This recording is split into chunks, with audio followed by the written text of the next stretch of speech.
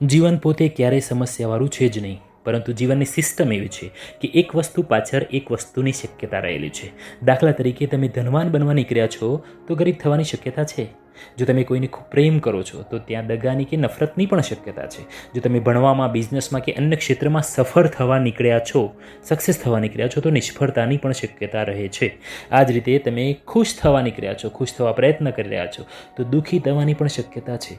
કહેવાય છે કે ઈચ્છા એ જ દુઃખનું મૂળ છે. તેમ છતાં સામાન્ય રીતે આપણી ઈચ્છાઓ ફક્ત ઈચ્છાની એક સાઈડ સ્વીકારવા તૈયાર છે, બીજી સાઈડનો સામનો પણ થવાનો છે.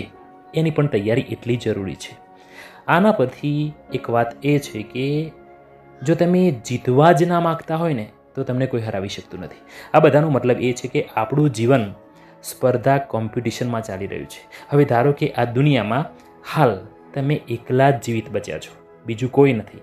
હવે તમે તમારી જાતને પૂછો કે તમે અમીર છો કે ગરીબ, જાડા છો કે પાતળા છો, ઊંચા છો કે નીચા છો, કોઈ જ મતલબ નથી આ બધી વાતનો.